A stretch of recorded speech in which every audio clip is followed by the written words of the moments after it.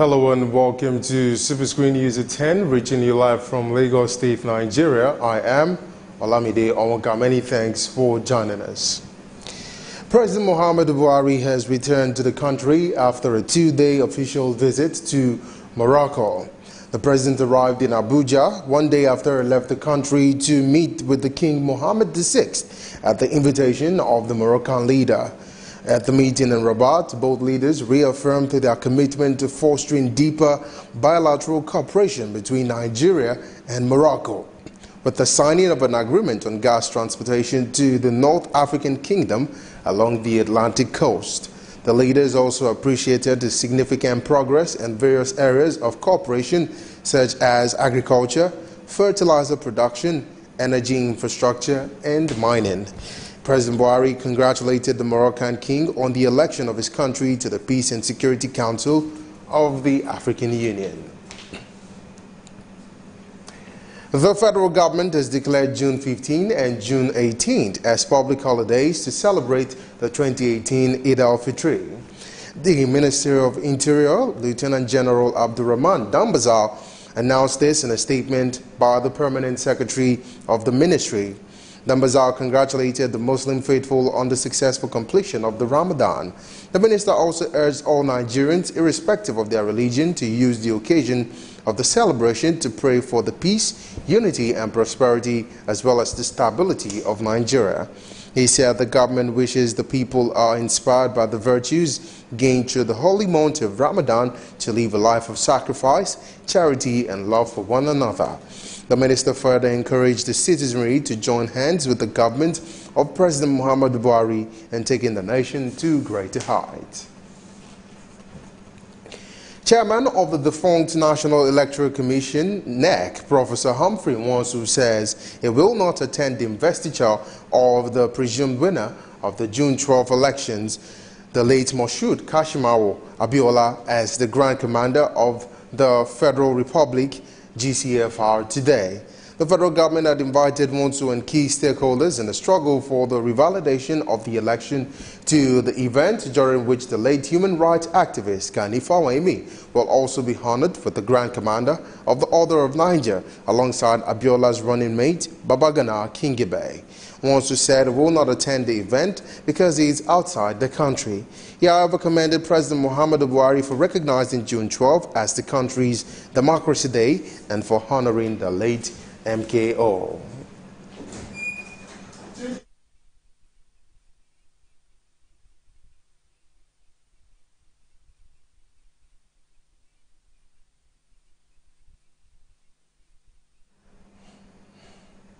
The federal government has been urged to declare the late Moshood Kashimawo Abiola as president and make public the result of the 1993 presidential elections.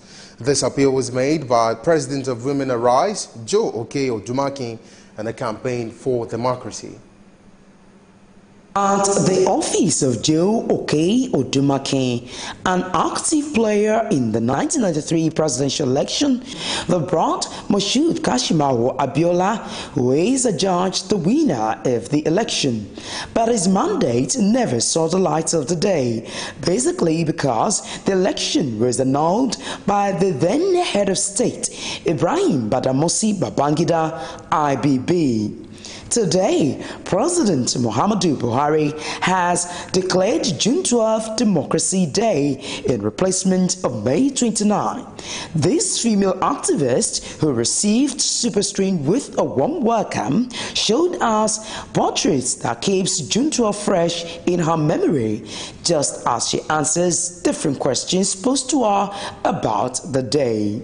You are somebody who played a very vital role during the 1993 presidential election.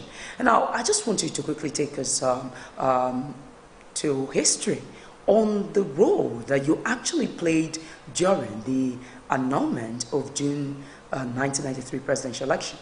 At the level of the Campaign for Democracy, I was the chairman in Kwara State. And then Dr. Bekara Sokuti was a national chairman.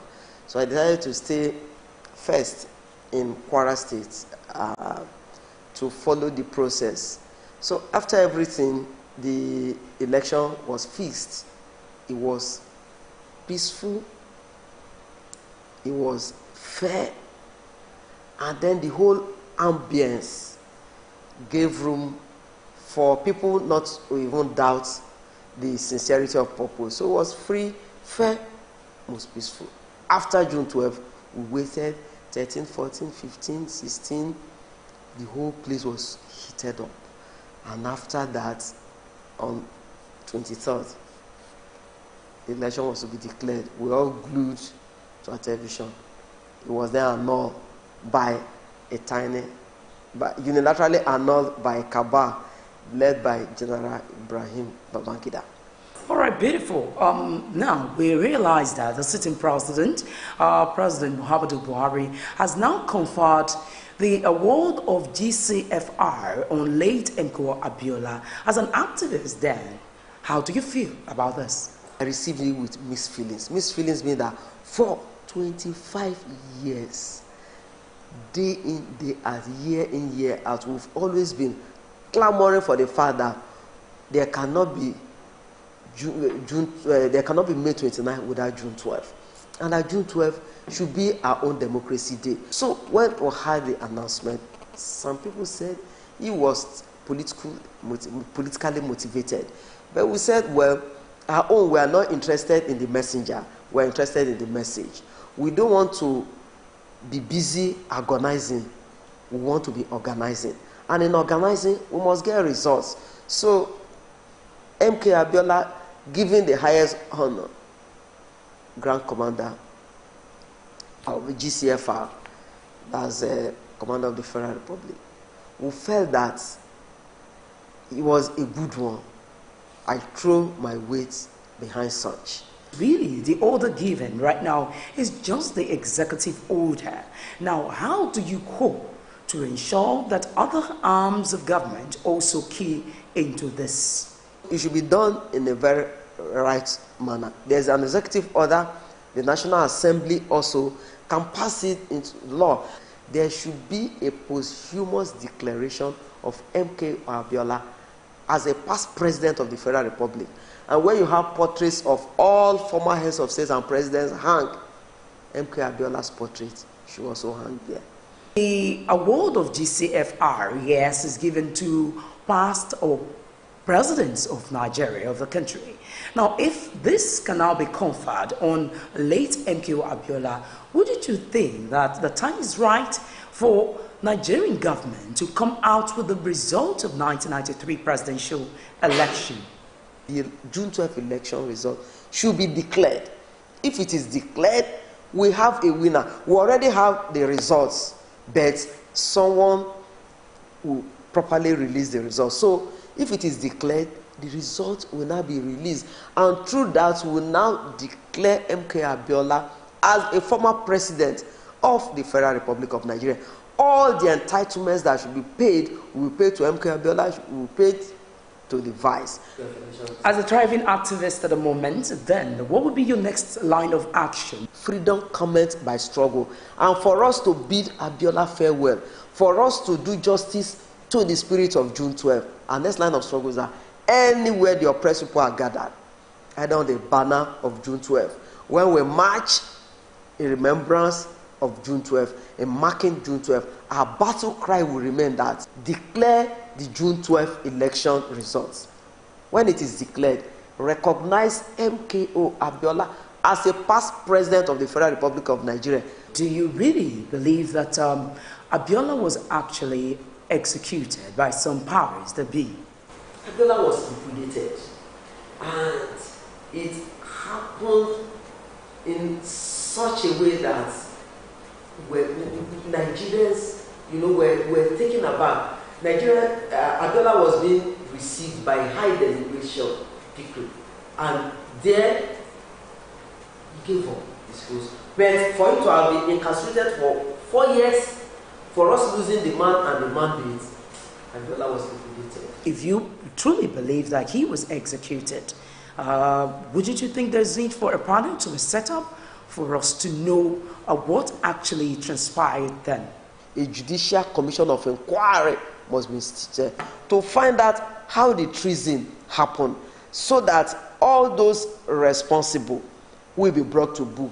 and never again should the will of the people be eroded. As it stands, Nigerians are eagerly waiting to see how events will unfold, or whether the federal government will release the results of June 12, 1993 presidential election and bring culprits to book. Only time will tell.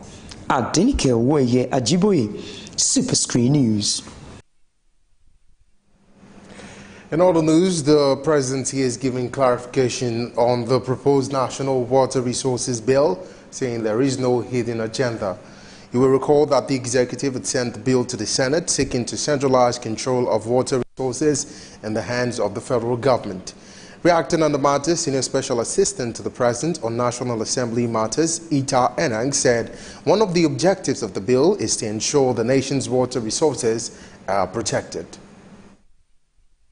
You will see in the schedule relating to the exclusive legislative list that the control of water and water courses running between more than one state is vested in the federal government and is vested in exclusive legislative list, which means that only the National Assembly can legislate on it.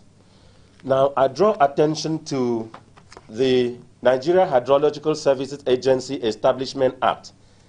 Is a law that came into effect on 27th August 2010. It was made under the administration of President Jonathan, and it was conceived at the time that Dr. Abaruma was Minister of Water Resources and Agriculture, and I was a party to the making of this act. Therefore, the President Muhammadu Buhari, does not intend to create a law that was not there for the purpose of taking over the control of water courses and water resources and channels as against what the existing law is. He is simply consolidating existing laws into one body of laws. Erang also said the bill provides for existing customary use of water and avoidance of harm to other water users. The idea of not allowing states under the act as existing, the idea of not allowing states to have control of water courses which flow beyond in between one state and another is to ensure that one state does not dam or divert the course of water against or prejudicial to another state. The bill was later referred to the Committee on Water Resources and Committee on Judiciary, Human Rights and Legal Matters for further legislative inputs. The Chief Judge of the Federal High Court of Nigeria, Justice Abdullahi Abdul Kafarati, has released the timetable for the annual vacation for the Federal High Court nationwide. Justice Abdul Kafarati announced that the Federal High Court will proceed on its annual vacation for the year 2018 from July 9th to September 14th, 2018. Kafarati said the announcement is pursuant to the provisions of Order 47, Rule 4D of the Federal High Court's Civil Procedure Rules 2009. The Chief Judge said during the vacation, only court stations will usually remain functional and the litigation public will be at liberty to approach any of the functional courts.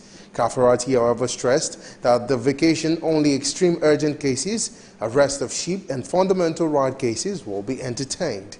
He maintained that the vacation judges are Justice Babatunde Quadri and Justice Nnamdi Dingba of the Abuja Division, as well as Justice Chuka Obiozo and Justice Muslim Hassan of the Lagos Division.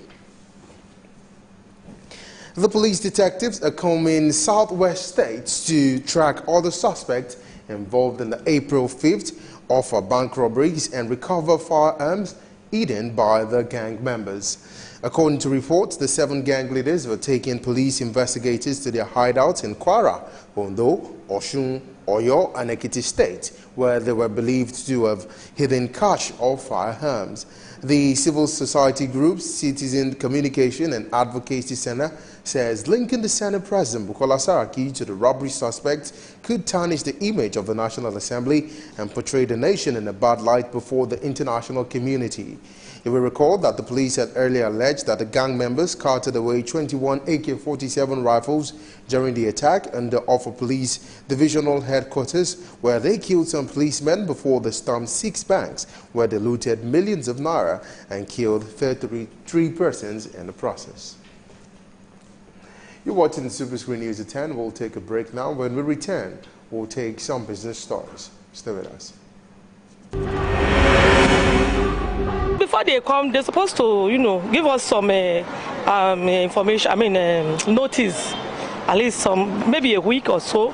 There was nothing like that. Hunger is everywhere in Nigeria.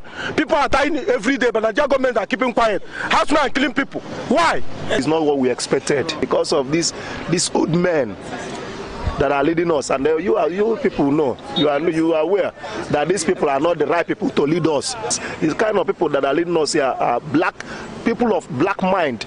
They just care about themselves and their family. You are affecting my business. Render me useless. If I call it useless, I'm not to mistake. The other place where they build a shop, call it plaza. Say each shop there 4 million naira, which I don't have the money, so I have to leave. If you plan to get a tribal mark, it takes a lot of pain, but after some time, you enjoy it. No, we experience hold up now during the construction time. Then after some time, we start enjoying it. The way they are doing the construction is too slow. It's too slow.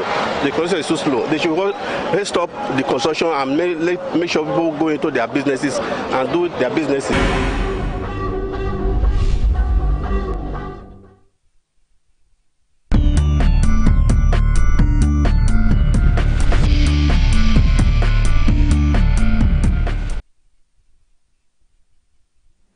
Welcome back to Superscreen News at 10, and now for some business stories. Vice President Yemi Osinbajo has charged West Africa oil producers to look beyond oil riches by tapping into the wealth of the private sector.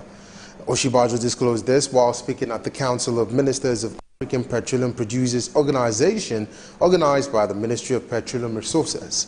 The Vice President emphasized the importance of economic diversification and the need to invest in infrastructure and human capital development.